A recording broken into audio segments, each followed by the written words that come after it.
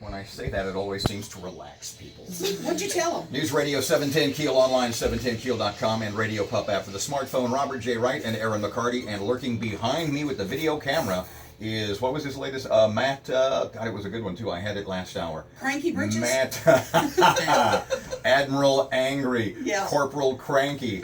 Parker is wandering around. No. When we have guests who come in for the first time, I will occasionally say, I will say to them to assuage their concerns about being on the radio, whatever they might have. I say, if this were really that big a job, do you think they would have given it to me? And then they giggle and they go, well, we've been around him a couple of minutes. The guy has a point. Yeah. Joining us this morning in studio, Kim Hawkins and Candy Jett from Feed the Homeless. There was a bit of an incident. I know, y'all, we don't want to belabor what happened over the weekend, but tell us, I mean, you're getting a lot of attention now, which is probably a great thing, but it started with something that could have been handled differently. Okay, well, we were downtown feeding some of our homeless friends like we've been doing Candy's been doing it for about 2 years, and we'll let her talk about that, and I've been joining her for about a year. And as we were getting ready to leave, Miss Swain pulled up and started, asking us if we had a permit, and we had actually been researching for the last few weeks what kind of paperwork we needed, or if we needed to go to a different location, but just hadn't finished that research yet. What motivated that? I mean, you'd been doing it a couple of years, and so maybe we need a permit. Had anybody pointed that out to you previously? Yes, somebody had asked us if we needed a permit before, and so we were researching. We weren't sure if it was public property or private property that we were working on, and so that's why we were looking into it. And like you said, we don't want to belabor what happened over the weekend. She's apologized, and we totally accept her apology. But I think what upset so many people that were there is that, we come and we give of our time, and we all have just the very best intentions to build relationships with our friends downtown and to help them in their struggles. And I think a lot of people there just felt, like they were being attacked for that, and that their motives were being questioned. But like I said, that's not the story here. The story is what we're trying to do to help these people, and what all the organizations in town are trying to do to help the homeless. Candy, let me ask you this, because this was brought up yesterday, and we had a detailed conversation with Liz Swain, and it was mentioned that there are going to be some homeless people that are just not going to go to Hope for the Homeless. They don't want to go to facilities that they perceive the government controls, or they got to write their name down. They need places like this. How do the two sides come together? How do you work together to bridge that gap? That's a tough question. It's hard because you're right. There are so many that are not going to go to the government agencies. They want to get their meal from us, their little snack bag, toilet paper, and they want to go back to where they live in the woods where they're comfortable. They're not comfortable going to these places and asking for help. And a lot of them have asked for help, and they're on waiting list. And there's some that have gotten homes, but they get homes that are not furnished and do not have a coffee cup or anything a spoon. And we help them with that also. We don't just go down there on Saturdays and take a sack lunch and a snack bag. We continue on. We've got one guy that we've helped get in rehab. He has 43 days yesterday.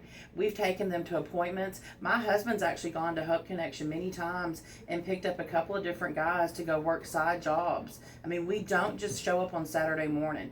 We continue through the week and help them. They have our cell numbers, our home numbers. We consider some of them family. What's going to happen now with your group, your plan for feeding? We're going to continue What happens on. this coming Saturday morning? We are going to continue on. We have been blessed with a privately owned lot that is owned downtown by a nice gentleman that has offered us his location.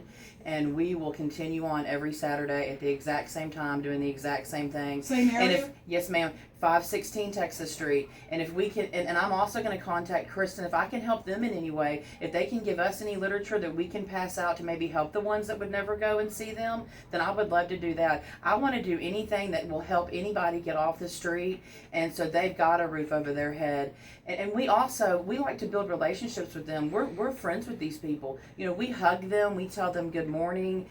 We like them. They like us. They're comfortable with us. So you anticipate when you're back out this next Saturday no further confrontation. You don't expect I any. pray not. I don't see why there should be. I mean, we're not on their, whosever lot that was, we're not on their lot now, so I don't know why we would be bothering them. And this takes about 45 minutes of our Saturday. It's not like it's an all-day thing. We are in, we are out, we take all of our trash with us, we never leave anything behind.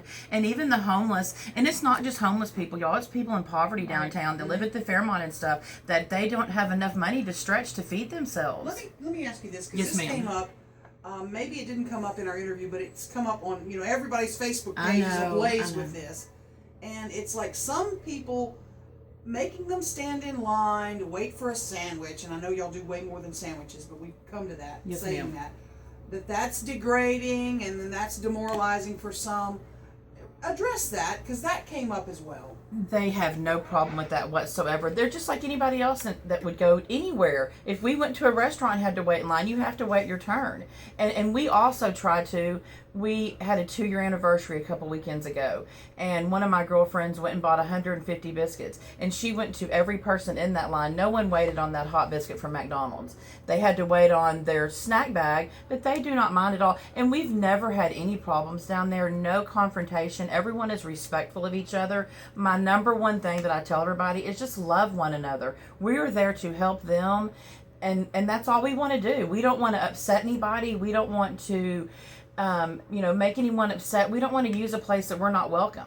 We just want to do this, and we enjoy doing The it. point was made yesterday that by doing what you do, the concern was expressed that you might be keeping people from getting help, from getting into some sort of organized program or something like that. I'm sure that that's not that you don't quite see eye to eye with that theory. No, sir, I do not. I do not agree with that at all. Like I said, we encourage them to get help. And one of my number one questions all the time, my regulars that come through, are you seeking help from Hope Connection? Are you seeking the help that you need from Hope from Homeless to try to get a home? And this is what I always hear: I am, and we're on a waiting list. Let me ask And you that's now, and I don't know if that's true or false. You're going to get a lot of volunteers now. You've gotten a lot of attention. What does your group need? If somebody calls my radio station today and says, I want to help them, what can I donate? What can I help? The number one thing I think is food. Right. We started out, when Candy started out, she just started out, she's not going to brag on herself, but I will. She just started out going downtown with a little red wagon and some sack lunches, and her goal was just to make the homeless people smile. And, when you ask about, do they feel degraded standing in line, I think absolutely not, because we know their names. We call them by name, we hug them, we ask about, how was your week, what did you do this week? And we pray for them every time before we even start handing out. They know that there's going to be a prayer. And, we pray and we ask the Lord to help them and to get them their needs that they need. And, there's so many good organizations and churches and people that want to help people in poverty. And we need to take the good that all of us have, even though we have our differences, and put that all together in order to help the people that are living in poverty. Like she said, it's not just people living on the street. There's so many people in our city living in poverty, and that's who we're trying to help. Thank you guys so much. Candy Jet and Kim Hawkins, do you guys have a website or anything for your organization, Feed the Homeless? Tell us more about that real quick. Okay, well, we have a Facebook page. It's called Feed the Homeless. And on there's also a Sign Up Genius link where you can go week by week and sign up for the things that we need. And that has really helped us to become organized and know exactly what we need each week. And we never go without. We always have enough and maybe even more. And so, because the people in this community are just so amazing.